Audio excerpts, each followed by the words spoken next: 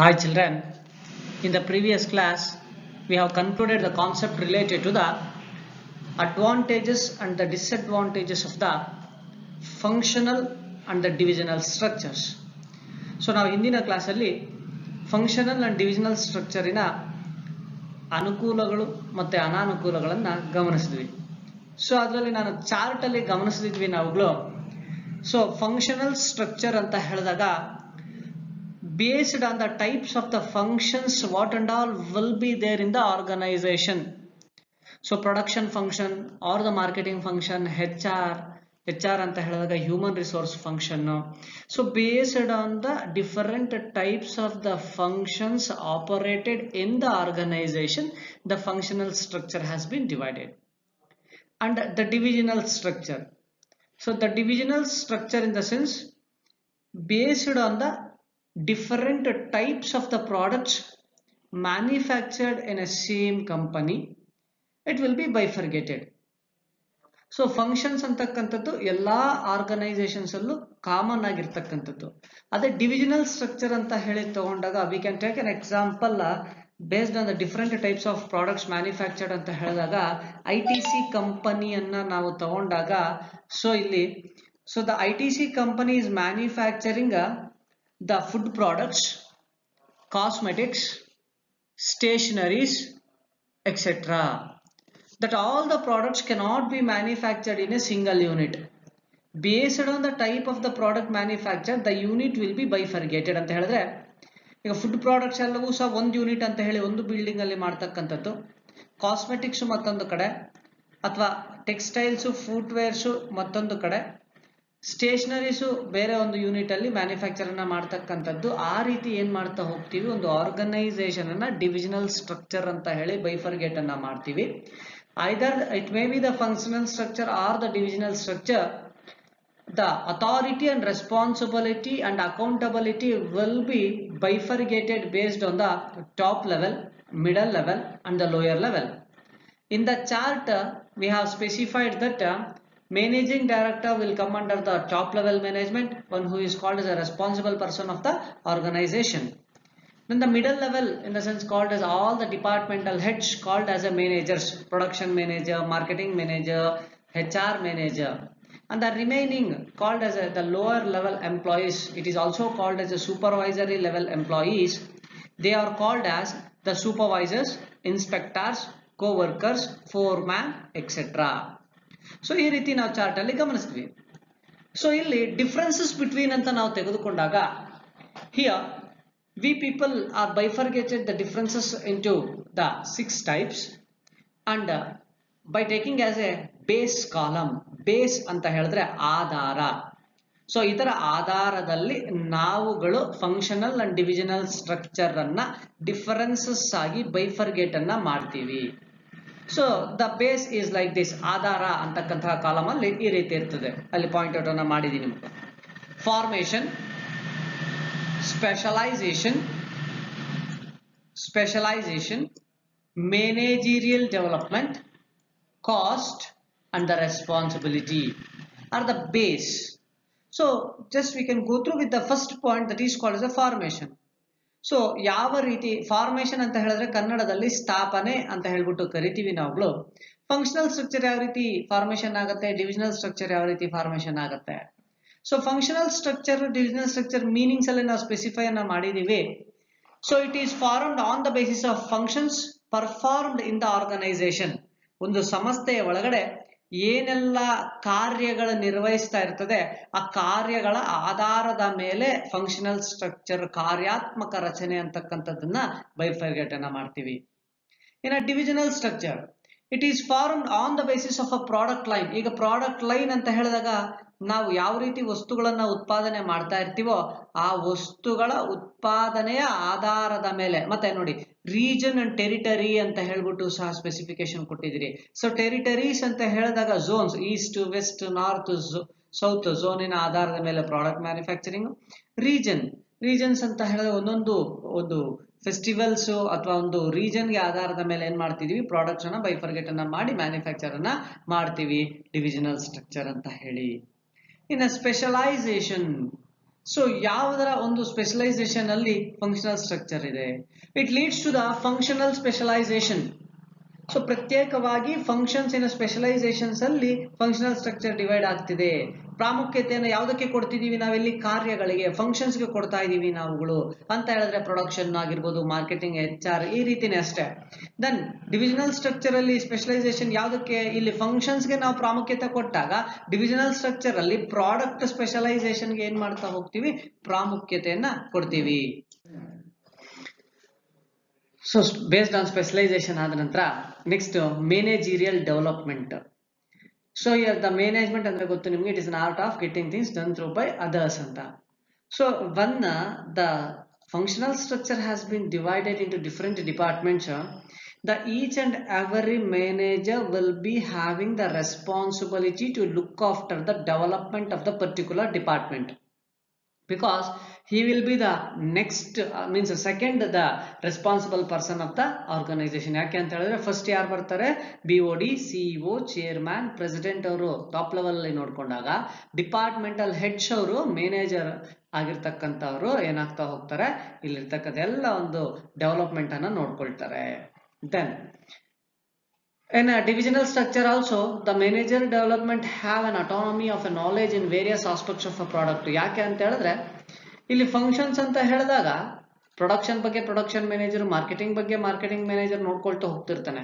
ಅದೇ ಆದ್ರೆ divisional structure ಅಲ್ಲಿ ವೇರಿಯಸ್ ಪ್ರಾಡಕ್ಟ್ಸ್ ನ ಬಗ್ಗೆ, ಈಗ ಪ್ರೊಡಕ್ಷನ್ ಅಂತ ಬಂದಾಗ ಕಾಸ್ಮೆಟಿಕ್ಸ್, ಫುಟ್ ವೇರ್ಸ್, ಟೆಕ್ಸ್ಟೈಲ್ಸ್ ಅಥವಾ ಫುಡ್ ಪ್ರಾಡಕ್ಟ್ಸ್ ಅಂತ ತಗೊಂಡಾಗ the manager should be having A knowledge of all the varieties of the products in the process of production.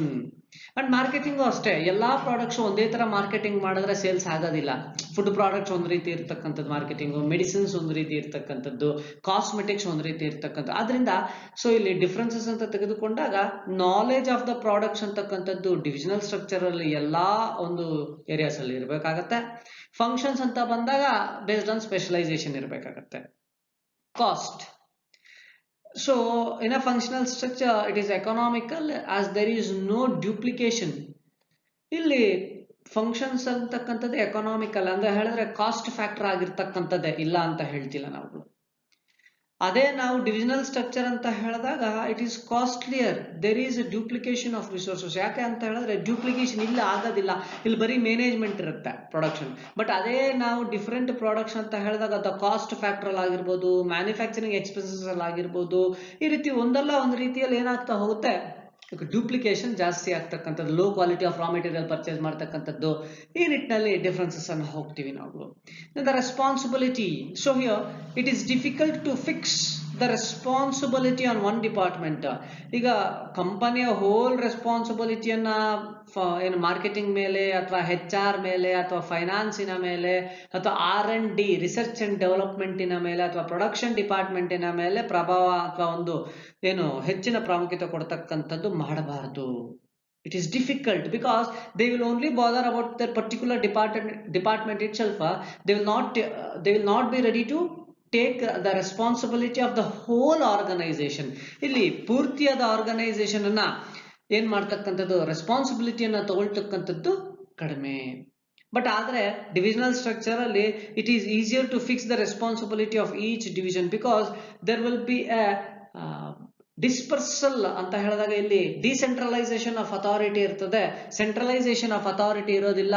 Dispersal of decision making power in the hands of 2 or more persons ಇರ್ತಾರೆ ಅಂತ ಹೇಳಿದ್ರೆ ಇಲ್ಲಿ ಪ್ರತ್ಯೇಕವಾಗಿ ಆ production ಅಲ್ಲಿ cosmetics ಅದಕ್ಕೆ separate ಆಗಿ ಒಬ್ಬನಿರ್ತಾನೆ. We can fix that you should look after only the cosmetics, ಪ್ರತಿಯೊಂದನ್ನ ಮಾತ್ರ.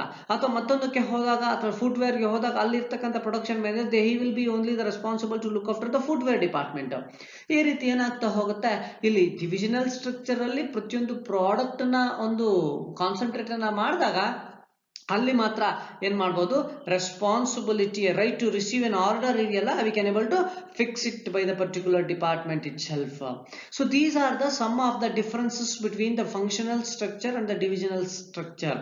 ಸೊ ಇದಂತೂ ನಮಗೆ 4 ಮಾರ್ಕ್ಸ್ಗೆ ಕೇಳಬಹುದು ಅಥವಾ 8 ಮಾರ್ಕ್ಸ್ಗೆ ಕೇಳ್ಬೋದು. 4 ಮಾರ್ಕ್ಸ್ಗೆ ಕೇಳಿದಾಗ ಬರೀ ಟೂ ಅನ್ನ ಕೇಳ್ತಾರೆ, ಡಿಫ್ರೆನ್ಶಿಯೇಟ್ ಎನಿ ಟೂ ಅಥವಾ ಡಿಫ್ರೆನ್ಸಸ್ ಬಿಟ್ವೀನ್ ಎನಿ ಟೂ ಅಂತ ಹೇಳ್ಬಿಟ್ಟು ಕೇಳ್ತಾರೆ.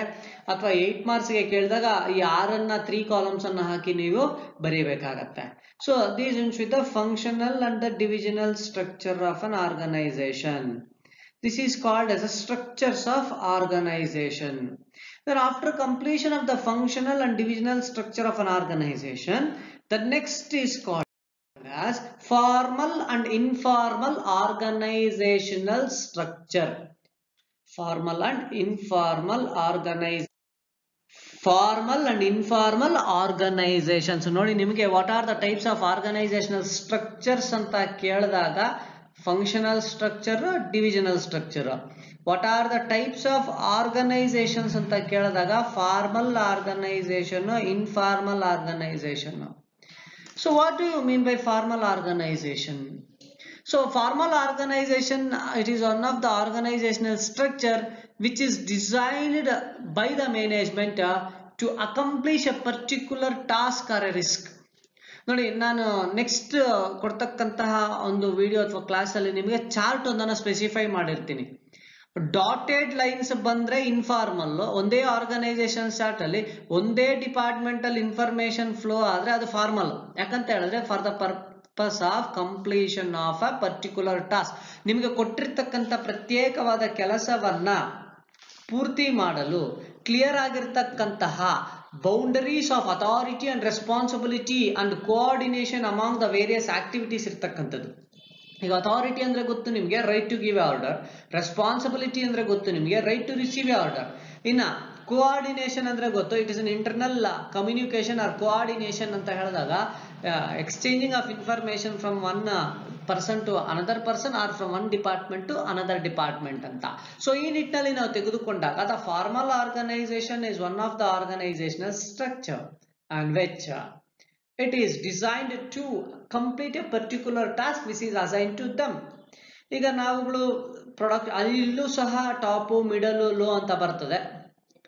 ಇಲ್ಲಿ ಟಾಪ್ ಅಲ್ಲಿ MD ಮ್ಯಾನೇಜಿಂಗ್ ಡೈರೆಕ್ಟರ್ ಬಂದು, ಮಿಡಲ್ ಅಲ್ಲಿ ಪ್ರೊಡಕ್ಷನ್, ಮಾರ್ಕೆಟಿಂಗು ಇವೆಲ್ಲವೂ ಬಂದು, ಇನ್ನ ಲೋಯರ್ ಲೆವೆಲ್ ಅಲ್ಲಿ R&D, ಸೇಲ್ಸ್, ಮಾರ್ಕೆಟಿಂಗ್ ಬಂದಿರುತ್ತೆ ಅನ್ಕೊಳ್ಳಿ.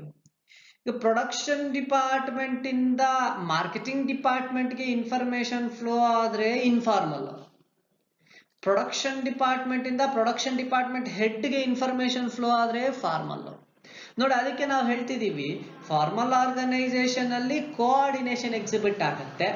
Informal organization is a process or it is a network of social relationship among the employees that is spontaneously due to interaction among the people at the work. Interaction, ಒಬ್ಬರಿಂದ ಒಬ್ಬರಿಗೆ, ಒಂದು department ಇಂದ ಮತ್ತೊಂದು ಡಿಪಾರ್ಟ್ಮೆಂಟ್ಗೆ information ಆಗಿರ್ತಕ್ಕಂಥದ್ದು, flow ಆಗ್ತಕ್ಕಂಥದ್ದನ್ನ informal organisation ಅಂತ ಹೇಳ್ಬಿಟ್ಟು ಕರೀತೀರಿ.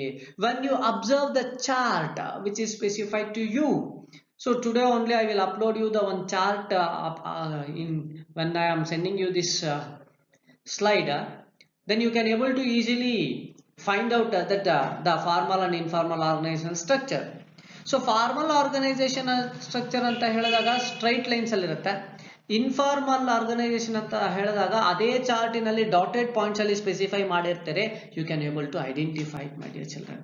So ಇಲ್ಲಿ formal and informal organisation. Formal organisation ಅಲ್ಲಿ completion of a particular task ಗೋಸ್ಕರ ಅಥಾರಿಟಿ ಅಂಡ್ ರೆಸ್ಪಾನ್ಸಿಬಿಲಿಟಿ ರಿಲೇಶನ್ಶಿಪ್ ಮತ್ತೆ ಕೋಆರ್ಡಿನೇಷನ್ ಎಕ್ಸಿಬಿಟ್ ಆದ್ರೆ, ಇನ್ಫಾರ್ಮಲ್ ಆರ್ಗನೈಸೇಷನ್ ಅಲ್ಲಿ social relationship between the employees of the organisation are with in the departments of the organisation ಅಂತಕ್ಕಂಥದ್ದು exhibit ಆಗತ್ತೆ. So ಇದರಲ್ಲೂ ಸಹ formal organisation ಅಲ್ಲಿ, informal organisation ಅಲ್ಲಿ ನಿಮಗೆ ಅಡ್ವಾಂಟೇಜಸ್ ಅಂಡ್ ಡಿಸ್ಅಡ್ವಾಂಟೇಜಸ್ ಇದೆ, ಚಾರ್ಟ್ ಇದೆ. ಸೊ ಅದನ್ನ ನೆಕ್ಸ್ಟ್ ಕ್ಲಾಸ್ ಅಲ್ಲಿ ಡಿಸ್ಕಸ್ ಮಾಡೋಣ ಮಕ್ಕಳ. Okay, thank you.